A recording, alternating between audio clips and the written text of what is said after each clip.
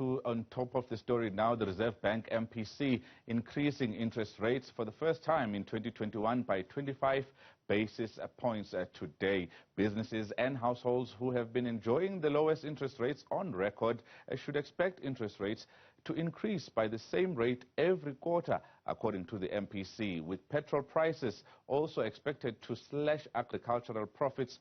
What impact will interest rates increases have on the agricultural sector? For that, we are joined by FNB Senior Agricultural Economist Paul Makube. Paul, thank you very much for joining us. Let me start here. The market was divided before this MPC decision. Were you surprised by the increase? Thank you for having me, and good afternoon. Not surprised at all. The signs were already there in terms of expectations, and it was expected that the decision will go this way. Do you think it was the right time to hike rates now rather than later, saying that those who are farmers, when you look at the data, in 2018 they had a debt of 168 billion rands. Everybody knows that farmers actually are in quite a deep debt. How is this going to impact them? Yeah, I think it must be seen in the context of improving demand. I mean, the global situation, rising global inflation, normalizing global interest rates. That background was, tilting towards the starting of the hiking cycle. Now, but if you look at on the farming side, there's going to be margin pressure on the farmer side, given the cost pressures that are already there. We come from the background of higher input costs. Fertilizer costs over 30% higher year on year. There's rise in fuel costs. That impact on distribution and for the field crops and horticultural crops, and also the breather that the farmers had earlier on regarding record low interest rate.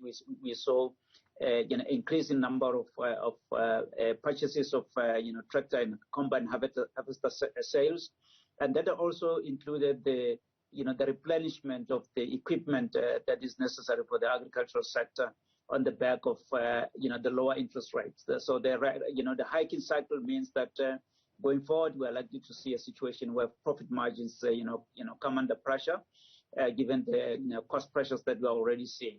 Debt servicing costs are going to increase, and although we have seen a situation where higher commodity prices have somewhat offset the latest increases in input costs, but the expected increase in debt servicing costs will thin the margins further. Are we likely to see farmers actually putting those costs down the value chain right up until consumers actually pay more for food? Because we've seen food increasing with the latest inflation numbers when you look at inflation data from October last year to October this year. Definitely, at some stage, this cost have to be passed on, and the outside the confines of the farmers. If you look at the logistics situation across the globe, indications are that the situation is unlikely to improve in the near term. In some indications, expectations are that up to 2023, we're likely to see the situation not normalizing. So all has an impact on the whole supply chain in terms of costs of obtaining inputs across the globe, and that will have to filter through to the consumer, unfortunately, eventually. But the silver lining is that with the weather outlook very, very favorable for the agricultural sector, we will still see output from that perspective still relatively strong going forward. I mean, all indications, early indications are that farmers are going to plant 5% more on the summer crops. So those are the indications that the season ahead will be relatively good. And the weather outlook is also, very, very, very, very good. I was going to ask you about that sector confidence index, what it actually paints in terms of rainy seasons, and whether these, cash flow problems are going to exacerbate the problems that are there already. You've already spoken about that index looking forward to the output in the farming sector. Let's talk about the cash flow problems that will result from this. Do you feel that banks such as yourself and other creditors should be more accommodating, particularly to agriculture and farmers?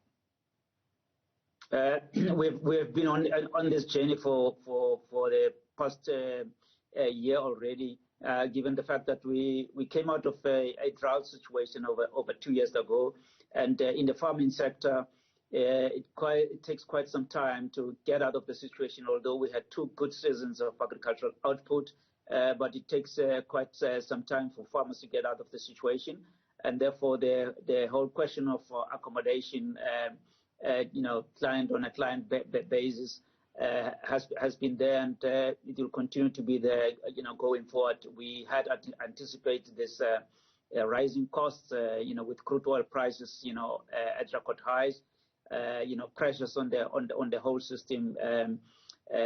Triggers us to actually be allied to the situations. Therefore, expectations are that everybody in the financing game will actually be, prudent of those, factors, and be accommodative. Paul Makube, FNB, Senior Agricultural Economist, thank you very much there for your time.